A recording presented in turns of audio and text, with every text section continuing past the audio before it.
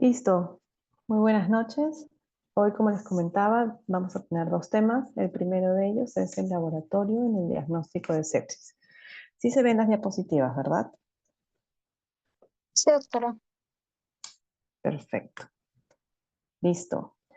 A manera de introducción, bueno, mencionar que si bien gracias a los avances que han habido en los conocimientos de fisiopatología, donde se ha podido explicar y demostrar pues que la reacción que se provoca en un cuadro infeccioso es una respuesta compleja y va a ser también variable de acuerdo a las características del huésped, donde juegan un especial comportamiento los mecanismos proinflamatorios y antiinflamatorios. Es decir, tenemos acá una dualidad que pueden contribuir por un lado a la eliminación de la infección y la recuperación de los tejidos, pero por otro lado van a contribuir a la injuria de órganos e infecciones secundarias.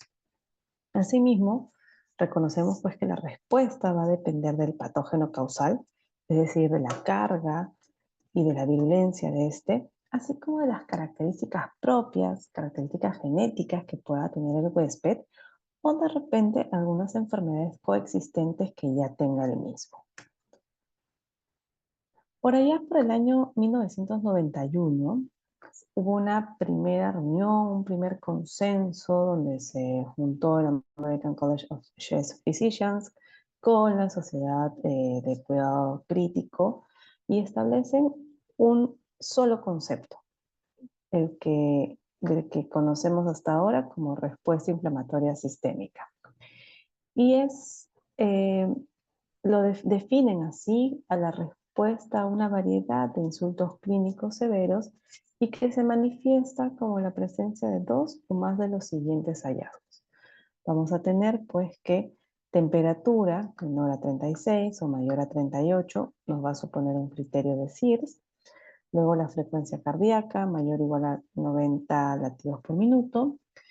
La frecuencia respiratoria mayor o igual a 20 por minuto y valores de PCO2 o valores de PCO2 menor de 32 milímetros de mercurio. Entonces vemos que acá comienza a aparecer ya un dato de laboratorio. Que tenemos que pedir para obtener este dato? Pues un AGA. Y no solamente queda ahí, también se apoyan en otros parámetros que podemos obtener a partir de un estudio básico como es el hemograma. Y tenemos acá el recuento de leucocitos.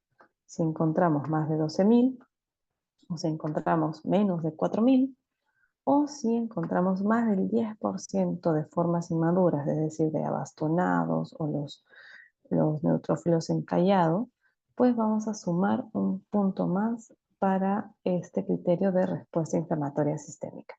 Entonces vemos que desde los inicios en que se trata de definir los conceptos de sepsis a partir de la respuesta inflamatoria sistémica, el laboratorio tiene un rol importante. Asimismo, este consenso va a establecer que la sepsis conlleva otras patologías a partir de una continuidad de severidad clínica y fisiopatológica. Por ejemplo, si iniciamos el cuadro con un SIRS, con los criterios que ya hemos mencionado. Si al SIR le agregamos pues ya el diagnóstico de infección, vamos a tener la denominación de sepsis. Recordemos que la infección va a ser confirmada únicamente a partir de un cultivo positivo.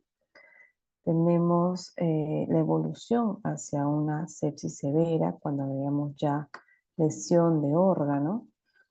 Y en el caso de que esta sepsis severa se agregue ya con hipotensión, con síndrome, se agregue con hipotensión, vamos a llegar a un shock séptico, el cual inevitablemente muchas veces va a terminar llevando al paciente a un síndrome de disfunción multiorgánica, que es potencialmente fatal.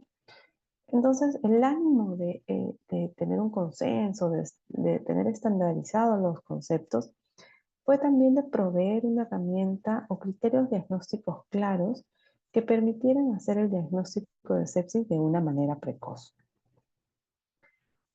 Es así pues que los criterios de SIRS, si bien ayudaron inicialmente para el diagnóstico rápido, también fue ampliamente criticado porque son criterios muy amplios, ¿no? Muy sensibles. Y si uno va a una UCI, casi el 90% de los pacientes pues estarían cumpliendo con estos criterios. Eh, Tenemos pues que esta baja especificidad se va a atribuir pues, a que va a incluir una respuesta inflamatoria sistémica que puede ser de varios orígenes, no solamente a partir de un cuadro infeccioso. Puede ser a partir de, por ejemplo, cuadros como un infarto agudo del miocardio, una pancreatitis, quemaduras o procesos inflamatorios estériles. Pueden suponer tener criterios muy asociados al SIRS. Ya en el año 2001 hubo una nueva reunión de consenso, se juntaron nuevamente muchas sociedades de cuidado crítico, de medicina intensiva, la sociedad de tórax, de infecciones quirúrgicas, y se recomendó que las definiciones de sepsis severa y shock séptico deberían mantenerse. Asimismo, se recapituló una serie de parámetros que permitían sustentar una infección documentada o una sospecha de esta. Aparte de los criterios generales, criterios clínicos que vamos a presentar en la evaluación del paciente, comienza a considerarse también otros parámetros de laboratorio. Por ejemplo, acá aparece la hiperglicemia. Glucosa más de 110 en ausencia de diabetes. Luego, no pueden faltar los parámetros inflamatorios que ya habíamos mencionado, la leucocitosis, la leucopenia, la presencia de bandas. Acá comienza a aparecer un marcador, un tractante de fase aguda, la proteína C reactiva. Por encima de 2 veces la desviación estándar máxima sobre el valor normal. Luego tenemos otro marcador, la procalcitonina. Luego continuamos con parámetros hemodinámicos y para evaluar lo que es ya disfunción orgánica comienzan a aparecer nuevamente parámetros de laboratorio. El incremento de la creatinina, trastornos en la coagulación, trombocitopenia por debajo de 100.000, hiperbilirrubinemia por encima de 4 en lo que es bilirrubina total.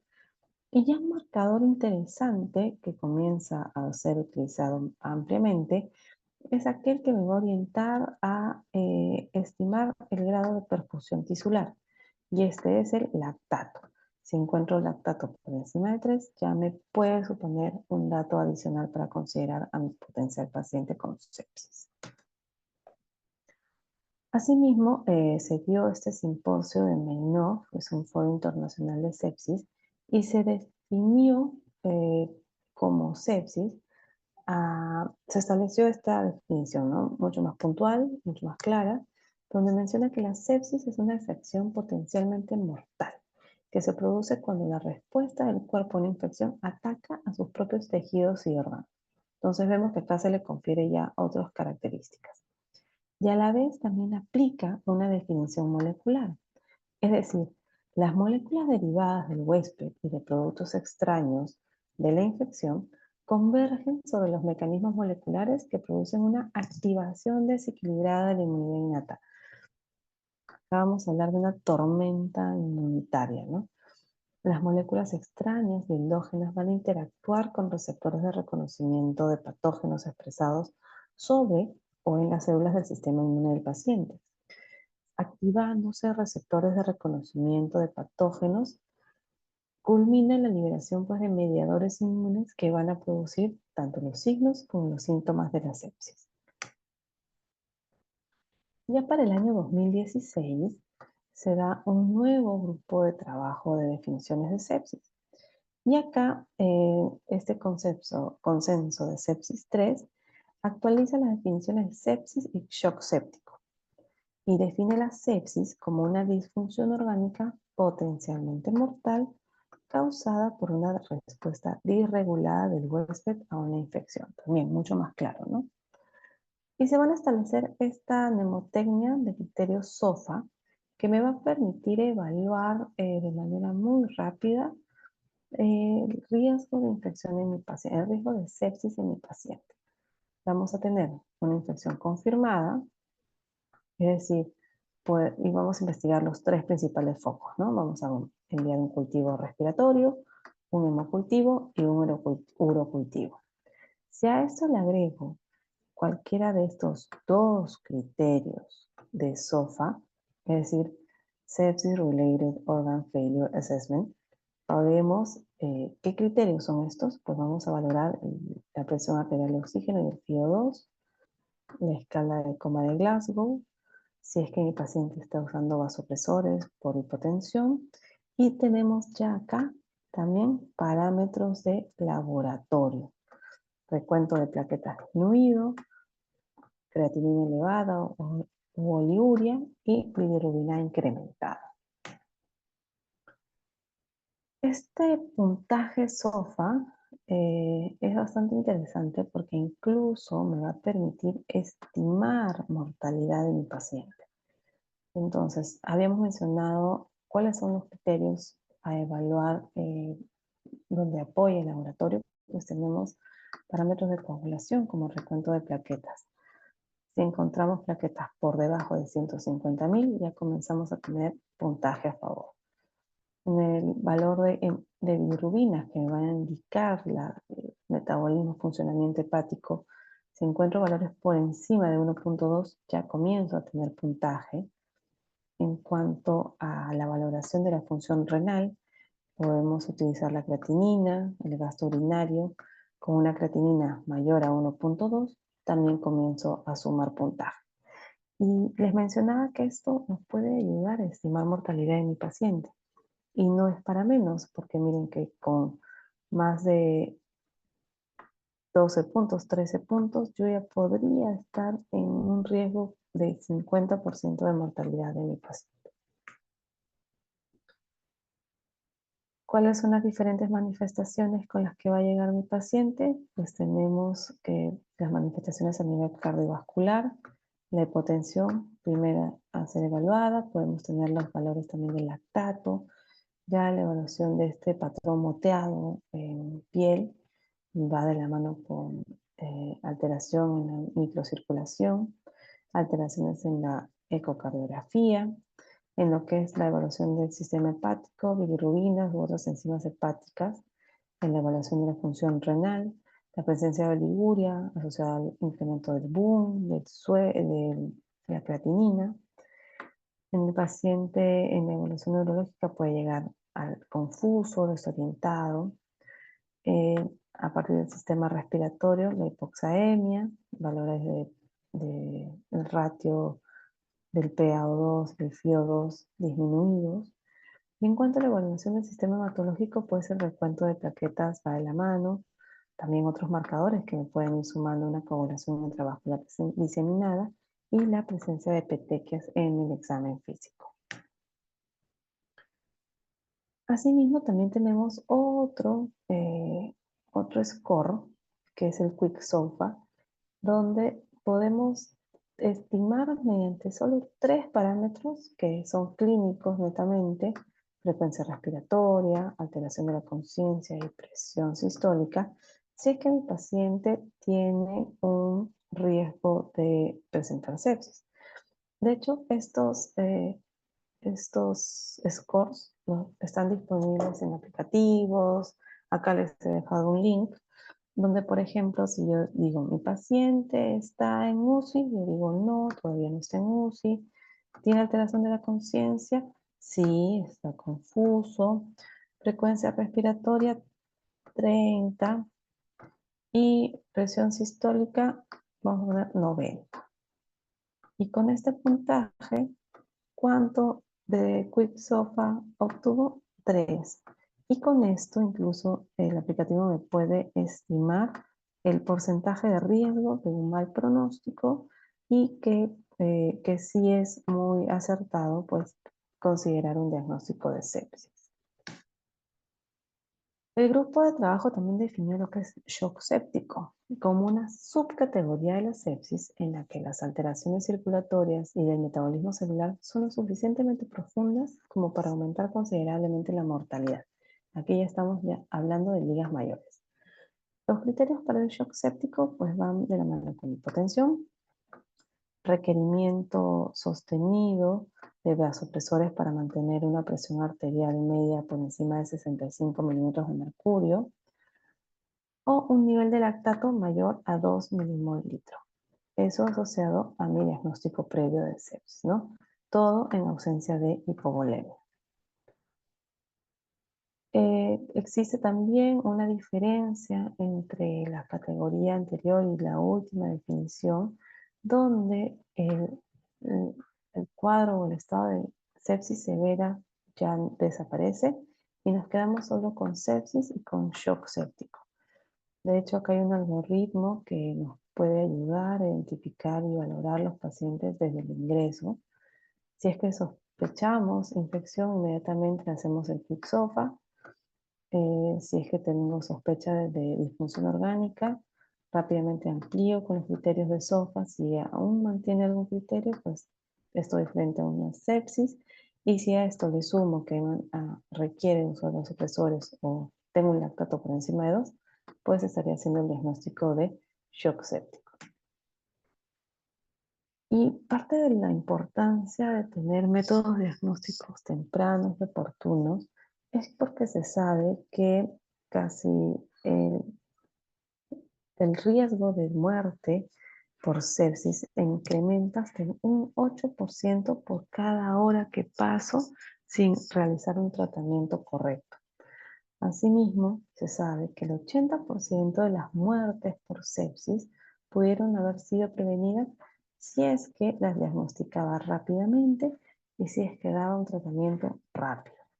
Entonces está en nosotros poder tener esta agilidad para poder llegar a tener el diagnóstico y el tratamiento oportuno. El laboratorio no se quiere quedar atrás porque sabemos que obviamente somos una pieza fundamental.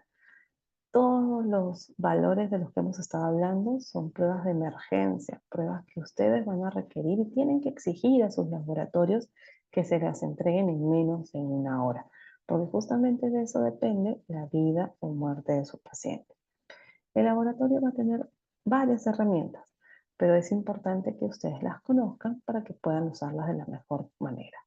Y no solamente pueden usar una, la idea es que puedan usar varias porque acá hay una sinergia en las características y en las bondades de cada prueba. Una de ellas tenemos la proteína C reactiva, ¿no? Esta PCR, que fue denominada así por su capacidad de precipitar el polisacárido C del Streptococcus pneumoniae en presencia de calcio, fue la primera proteína de fase aguda descrita y es un marcador muy sensible de inflamación y daño tisular. Es sintetizada principalmente en el hígado a respuesta de la interleuquina 6. Se encuentra en pequeñas cantidades, pero se sabe pues, que se incrementa asociada a procesos infecciosos, procesos inflamatorios, procesos traumáticos y procesos neoplásicos. Luego de un estímulo inflamatorio, la concentración de proteína C reactiva aumenta rápidamente. Es ahí donde tiene su valor principal. En las primeras 6 horas ya tiene un pico. En las primeras 6 horas comienza a incrementarse y tiene un pico a las 48 horas, el cual refleja la extensión de la lesión. Es decir, si yo logro corregir después de esas 48 horas, rápidamente también voy a ver una disminución hacia un estado basal, considerando con una vida media de 18 horas. Sin embargo, en los procesos inflamatorios crónicos, como hemos visto en artritis reumatoide, tuberculosis o neoplasias, este valor se va a mantener sostenidamente elevado. Luego tenemos otro marcador muy interesante que es la procalcitonina. Esta producción de procalcitonina durante los procesos inflamatorios va a ir de la mano con las endotoxinas bacterianas que son liberadas y asociadas a las citoquinas inflamatorias, pues aumenta a expensas del factor de necrosis tumoral. Vamos a tener más interleuquina 6 y también vamos a tener la elevación de la proteína C reactiva. Acá la procalcitonina da un pasito más adelante. ¿Por qué? Porque aumenta incluso más rápido. Luego de 3 a 6 horas y tiene un pico máximo de 6 a 8 horas, con una vida media de 25 a 30 horas. Y a diferencia de la citoquina, la procalcitonina se eleva selectivamente en estados inflamatorios de origen bacteriano. Esto sí, hay bastantes artículos que lo sustentan. Sin embargo, como es también parte de un componente inflamatorio a partir de citoquinas, pueden haber algunos falsos positivos que tenemos que tomar en consideración. Incrementa rápidamente, 3 a 6 horas, un pico, una vida media de 25 a 30 horas y el tratamiento efectivo rápidamente también remite. En una revisión sistemática se vio pues, que la procalcitonina tiene una sensibilidad buena, de 83%, una especificidad de 84%, lo que supone que debería ser considerada como parte del esquema diagnóstico criterio para sepsis. Sin embargo, no está considerada como marcador tal, solamente hemos hablado del lactato. Sin embargo, por la experiencia de las unidades de cuidados intensivos se puede decir que tiene un buen rendimiento diagnóstico y su utilidad en el abordaje inicial de sepsis o shock séptico es comparable con otras pruebas. Si es que ponemos en una línea de tiempo, pues tenemos que las primeras sin aparecer van a ser sí o sí las interleuquinas, la 6, la 10, el factor de necrosis tumoral. Inmediatamente después vamos a tener a la procalcitonina, que ya le ganó en tiempo a la proteína C reactiva. Entonces, esta es una herramienta bastante útil. Luego tenemos el lactato, que es un metabolito de la glucosa producida por los tejidos corporales en condiciones de suministro insuficiente de oxígeno.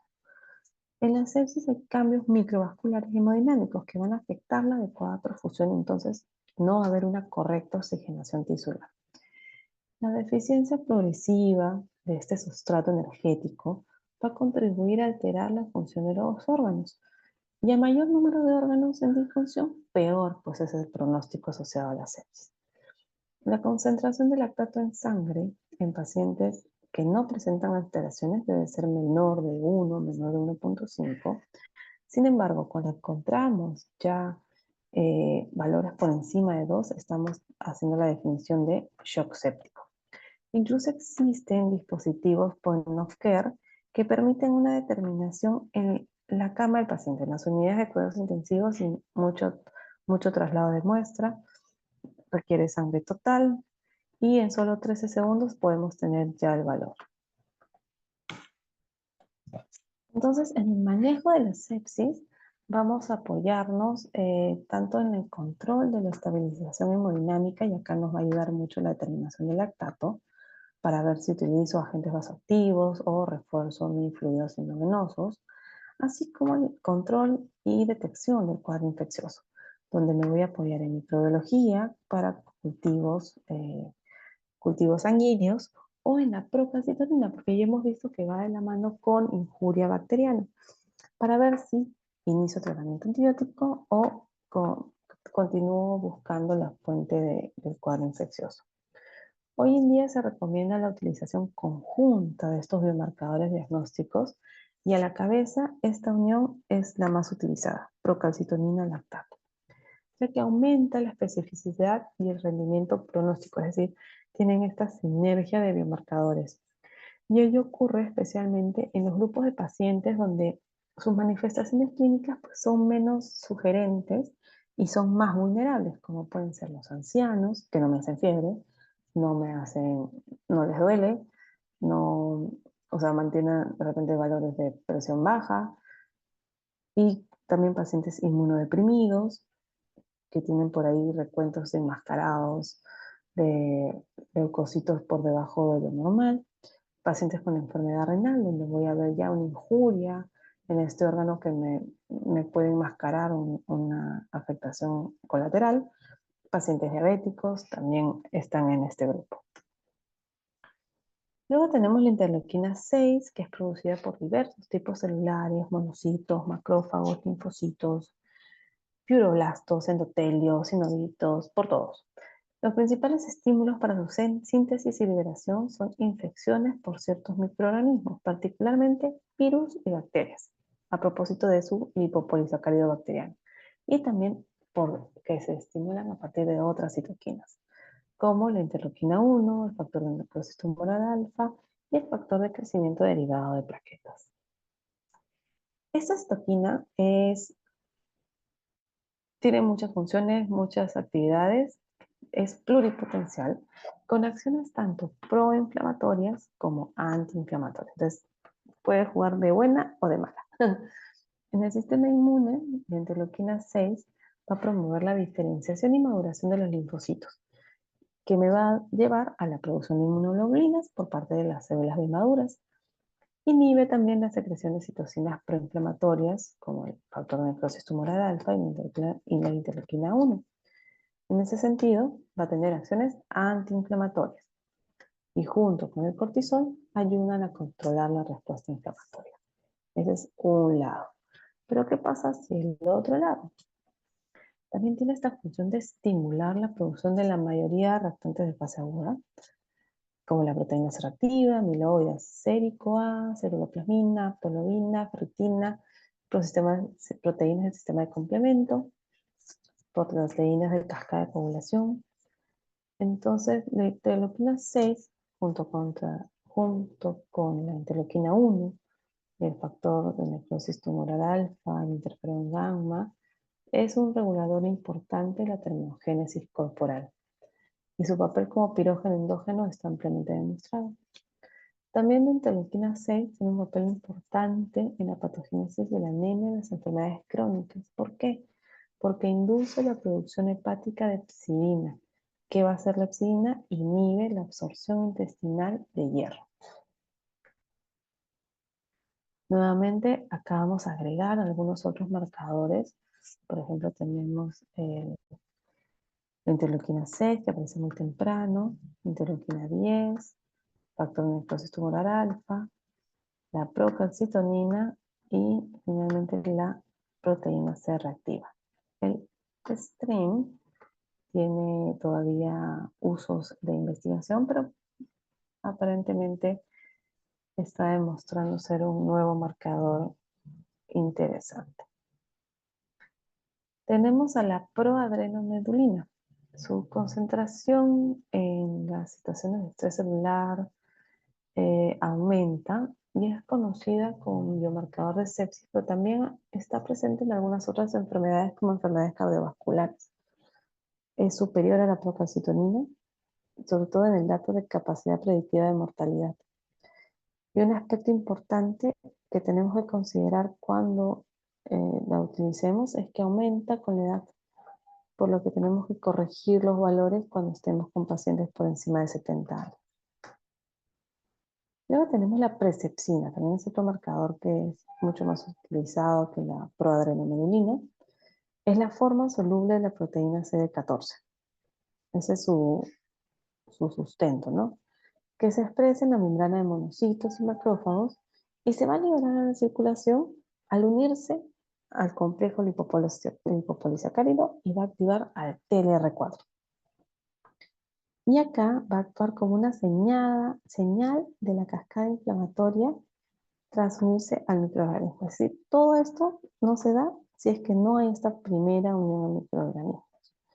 Entonces, en presencia de una infección sistémica, las concentraciones de presepsina van a aumentar, provocando una mayor activación de monocitos y macrófagos.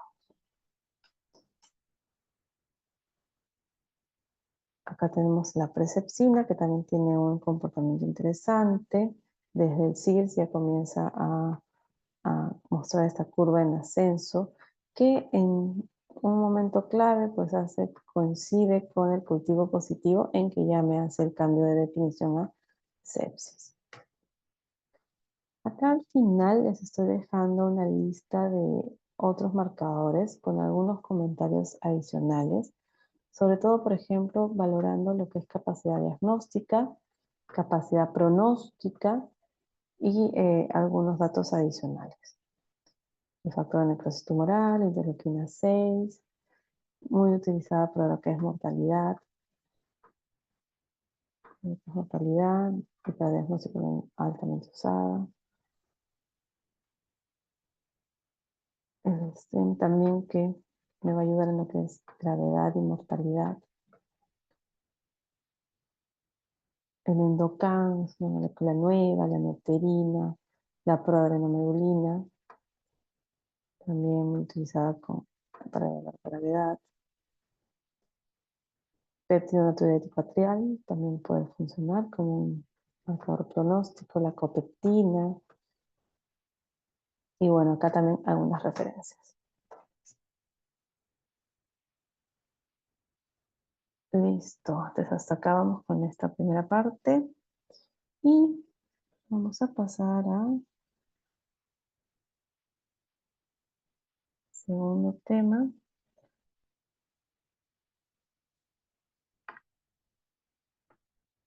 ¿Cuándo fue que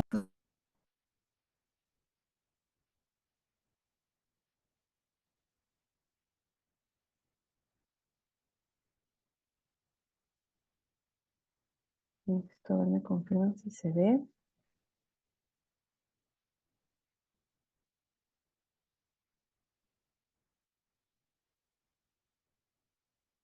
¿Sí? ¿Se logra ver Sí, la se ve. diapositiva? Perfecto. Entonces vamos con nuestro tema número 2 del día de hoy, en relación a marcadores tumorales o marcadores oncológicos.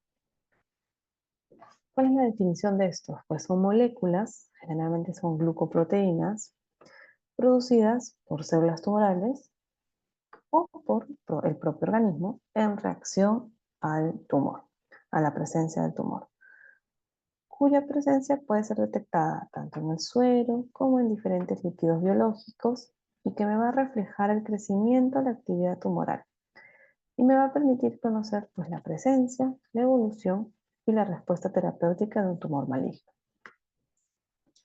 Los marcadores tumorales se van a comportar como indicadores o señales a distancia de la presencia de una neoplasia. Lamentablemente, no son específicos de las neoplasias y pueden encontrarse concentraciones apreciables en un gran número de situaciones fisiológicas o no patológicas, no tumorales. Por ello, un primer dato a tomar en consideración es que cómo se da el cambio cuantitativo en el tiempo. Y es una señal de alarma cuando existen estos incrementos anormales en las concentraciones de los mismos. Si bien los marcadores tumorales pues, nos deberían ayudar en el diagnóstico y seguimiento de pacientes con cáncer, de manera ideal pues deberían ser útiles para detectar precozmente, para hacer pronóstico, pretratamiento, seguimiento, recurrencias, con una elevada sensibilidad, elevada especificidad, valor predictivo positivo, órganos específicos, tumores específicos. Ese es en el mundo ideal. Pero en el mundo real, en la práctica diaria, son poco específicos. Pueden aumentar en diferentes tumores, en procesos benignos incluso, por lo que son poco sensibles en estados iniciales de la enfermedad.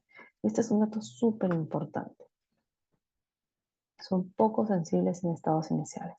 Entonces, su principal aplicación va a radicar en el seguimiento de los pacientes, tanto para detectar una recidiva temprana como para evaluar efectividad de tratamiento.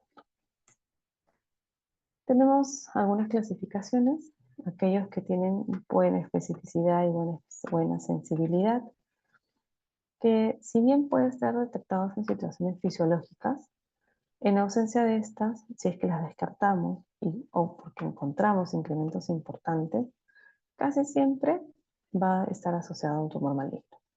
Por ejemplo, en este caso tenemos la beta-HCG, que ya sabemos que se va a asociar a una situación fisiológica, pero si la descartamos y por el contrario encontramos incrementos importantes, pues vamos a estar pensando en una enfermedad trofoblástica. Asimismo, la calcitonina.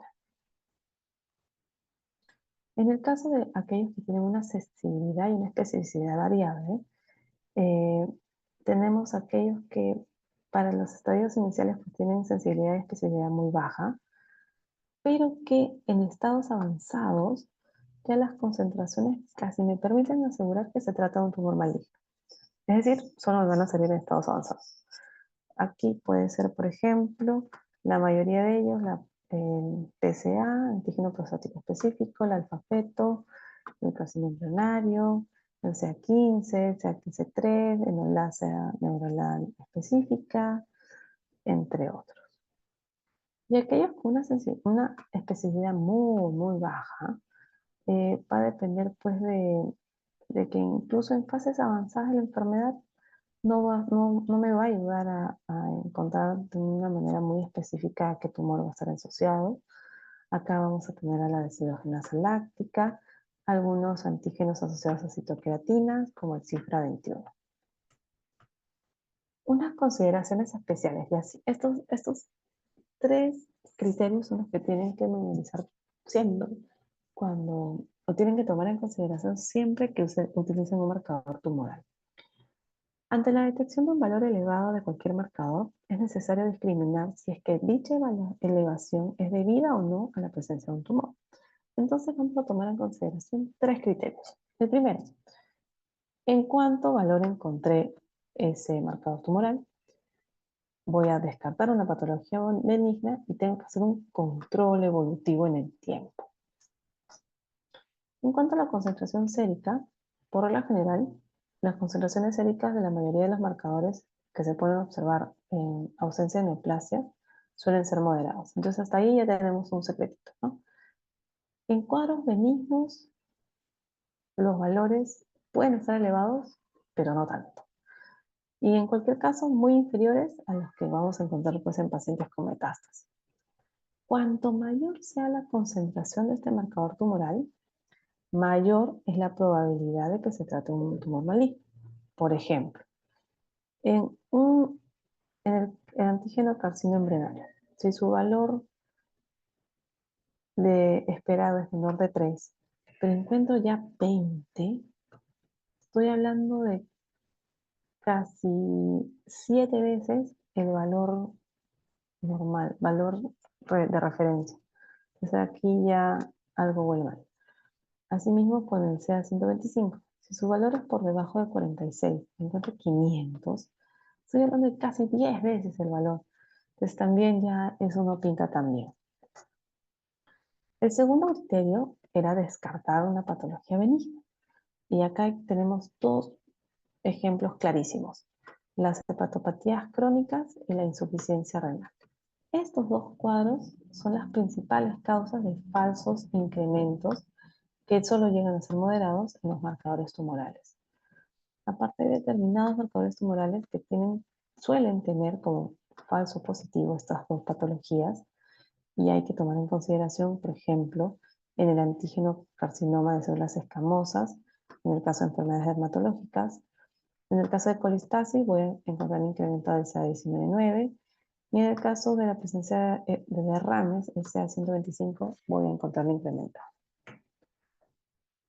Luego tenemos como tercer criterio el control evolutivo, es decir, el hallazgo de concentraciones elevadas de cualquier marcador de forma aislada tiene un valor limitado, o sea, uno es ninguno.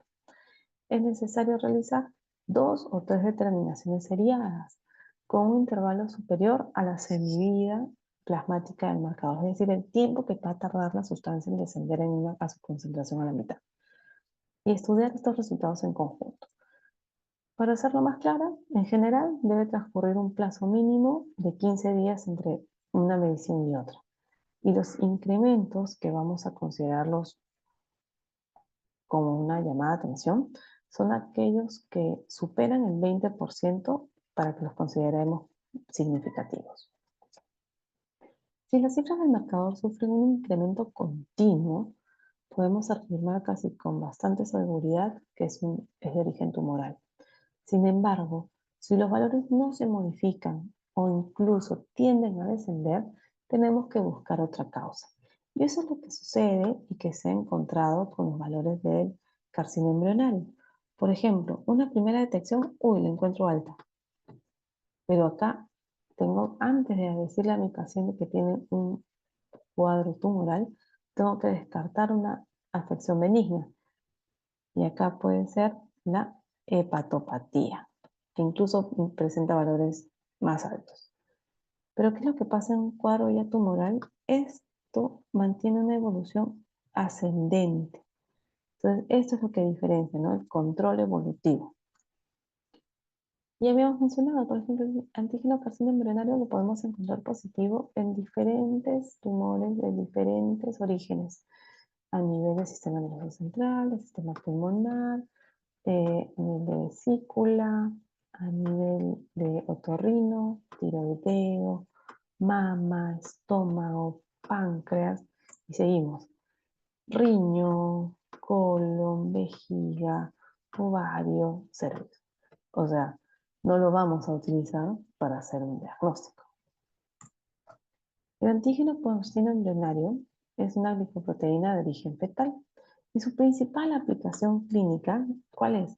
Vigilancia del cáncer gastrointestinal, principalmente de quién? Del cáncer de colon. Suele estar pues aumentado en los casos de metástasis a nivel hepático. Este marcador puede elevarse en todos los que hemos mencionado, en todos los órganos que hemos mencionado. Y también pueden presentarse niveles aumentados en aquellos pacientes con enfermedades benignas como enfermedad inflamatoria intestinal, pancreatitis y enfermedades hepáticas, pero no superando los valores de 25. Y el tabaco también puede contribuir a elevar estos niveles, por lo que incluso tenemos que hacer una corrección o estimar los valores de referencia de acuerdo al dato de si mi paciente fuma o no fuma. Para el caso del CA125, esta es otra glucoproteína, cuya utilidad recae en la evaluación de carcinomas de ovario. Se sintetiza a partir de los tejidos del conducto de Müller, las trompas de falopio, endocervix, fondo vaginal y mesotelio, pleura, pericardio, peritoneo. Entonces aquí ya tenemos que pues, puede aparecer en cualquier alteración a nivel de estos tejidos, ¿no? Tanto en trompas, endocervix, fondo vaginal, es decir, un componente a nivel ginecológico, como a nivel de pleura, pericardio y peritoneo. También puede estar elevado en patologías benignas como insuficiencia renal y ya hemos mencionado pues causas ginecológicas, ¿no? En el caso de una neoplasia ovárica vamos a encontrar valores muy incrementados, valores por encima de 900 si mi valor de referencia es 35, va a tener un 90% de especificidad. Las variaciones en los valores de este marcador me van a aportar información en cuanto a la respuesta de tratamiento, por lo que es de vigilancia. Y también para la evaluación de la aparición de recidivas, por lo que también ayuda en pronóstico. El antígeno prostático específico es una enzima producida por las células epiteliales prostáticas y secretadas al líquido seminal, ¿no? Tiene esta acción fluidificante.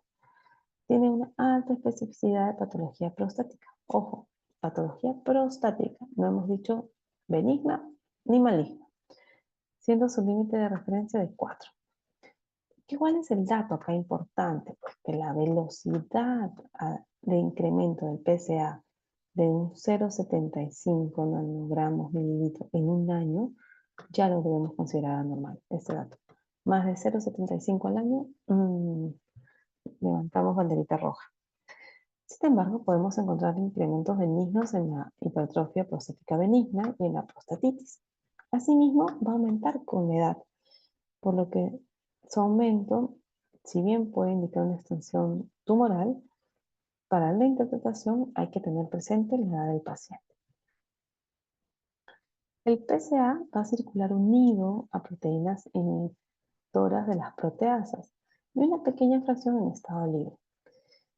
El PSA libre es menor en pacientes con carcinoma de próstata, por lo que a partir de este hallazgo es que se trabaja con un índice de PSA libre sobre PSA total. Si este dato es menor al 15%, acá vamos a levantar banderitas y sospechamos de una neoplasia. Y el incremento de PSA por sí solo pues no es evidencia definitiva de una neoplasia prostática. Por lo tanto, se debe complementar con pruebas como la biopsia. Por lo que niveles de PSA han demostrado ser útiles para supervisar la eficacia del tratamiento, controlar recaídas, y ya que su incremento tras la normalización con el tratamiento implica una recurrencia o propagación. Luego tenemos al CA15-3, Esta es una glucoproteína que nos va a ayudar en el control del tratamiento de cáncer de mama, sobre todo ya en la forma avanzada o forma metastásica. Puede estar elevado en otras lesiones ginecológicas como cáncer de ovario, patologías benignas también de mama o de ovario, embarazo, lactancia. Vemos que pulmón, próstata también pueden darme un valor incrementado de este marcador, por lo que no lo vamos a utilizar en estados iniciales de la enfermedad y no se recomienda su uso para despistaje, tamizaje, diagnóstico ni estadiaje. Solamente es para control de tratamiento en estados avanzados. El CA199 también es sintetizado por diversos epitelios, pero va más orientada a neoplasias gastrointestinales, entre ellas el carcinoma pancreático. Lo podemos encontrar en tumores biliares, gástricos, colon, hígado, ovario, endometrio común, urotelio, y también en procesos benignos. Hepatitis, cirrosis, pseudoquistes, hasta asma, tuberculosis. Pero valores por encima de 1000 van a tener un valor predictivo superior al 98%. Entonces vemos acá también que el dato cuantitativo, el dato eh, muy superior al valor de referencia, pues también supone un hallazgo de riesgo. En el caso de la alfa-fetoproteína, tenemos que es una proteína oncofetal, muy similar a la albúmina, en condiciones normales, sintetizada en el saco vitelino, luego en el hígado fetal y luego queda en el líquido amniótico. Es mayoritaria del suero fetal, pero tras el nacimiento disminuye rápidamente. En el caso de pacientes con trisomía, por ejemplo, se caracteriza por encontrarse valores muy bajos en comparación con los que deberíamos encontrar durante la gestación. Este dato pues, es para evaluar en gestación. La alfa-fetoproteína va de la mano con tumores germinales, no seminomas, y se relaciona con la diferenciación a tejido de seno endodérmico. Muestra valores muy elevados en casi el 60% de los pacientes con carcinoma hepatocelular, pero tiene estos falsos positivos en el caso de hepatopatías benignas, como cirrosis, hepatitis o hepatitis tóxicas por drogas. Para terminar, tenemos la gonadotrofina coriónica humana. Esta es producida en condiciones normales por el sincito trofoblasto de la placenta. Creo que lo dije bien. Sincito trofoblasto de la placenta. A partir del 8º día después de la fecundación, con un pico máximo en la semana 10 a 12. La especificidad es muy elevada, pero tenemos falsos positivos en aquellos casos como una úlcera gastrointestinal, consumo de marihuana, cirrosis hepática, enfermedad intestinal inflamatoria y embarazos patológicos. Y aquí el embarazo molar es el que nos va a prestar mayor atención. En el caso de enfermedad trofoblástica, como un coriocarcinoma, está presente en el 100% de los casos y también pues, en los tumores germinales. Y acá finalmente les dejo también una tablita donde ubicando el marcador oncológico, vamos a poder también conocer aquellas causas de falsos positivos, ¿no? Habíamos mencionado el alfa-feto, puede encontrarse en el embarazo, en los neonatos, en enfermedades hepatofiliares, pero sí va a tener su implicación en la evaluación del carcinoma hepatocelular, tumores germinales y cáncer gástrico, ¿no? Y así para cada uno de ellos. ¿Qué es lo que se quiere para más adelante, ¿no? ¿Qué es lo que quiere el laboratorio? Pues tener marcadores más específicos. Y aquí nos vamos a apoyar ya no solo en métodos diagnósticos convencionales, sino en métodos moleculares, donde podamos estudiar la expresión génica para ayudar a determinar el pronóstico de un paciente o su reacción a la terapia. Tenemos un estudio muy conocido donde se trabajó con mujeres recién diagnosticadas con cáncer de mama, que eran sensibles al receptor de hormonas y con ganglios linfáticos negativos, y que no tenían ER2, ¿no? Y que se habían sometido a cirugía. quienes tenían la puntuación más baja de recurrencia, y esta prueba es la que marcó la diferencia, ¿no? El Oncotype. Una prueba de 21 genes, que me indica, incluso me permite estimar quiénes podrían tener el índice de recurrencia más bajo, por lo que si reciben terapia hormonal sola, podría ser suficiente y no ser necesario pasar por la fase de quimio. En el caso de recomendaciones para el alfa-feto, pues recordemos que si lo vamos a utilizar en el hepatocarcinoma, debemos enfocarnos a grupos de alto riesgo y siempre asociado a una prueba complementaria de ayuda al diagnóstico, como puede ser una ecografía abdominal. PSA 125, nuevamente en los pacientes con cáncer de ovario, enfocados en pacientes de alto riesgo y asociados a una ecografía pélvica. En el caso del PSA, nuevamente, pacientes con factores de riesgo, que tengan 2 o más familiares afectados, con cáncer de próstata, de repente con determinaciones previas dudosas, y que sí o sí tengan en la evaluación clínica del tracto rectal, pues a partir de los 50 años, un hallazgo alterado. Como ayuda diagnóstica, un alfa-feto por encima de 500, asociado a una masa hepática, casi de la mano con un hepatocarcinoma. En el caso de algunos cirujanos que lo quieran utilizar como preoperatorio, no está recomendado porque no debería influir en el manejo quirúrgico, pero sí en el manejo postoperatorio. Me va a ayudar en la monitorización, por ejemplo, en el cáncer de ovario, ya que puede dar datos rápidos de enfermedad residual y permitir también establecer terapias adyuvantes. Y acá también la manera de resumen, pero ahora vamos asociados a la patología.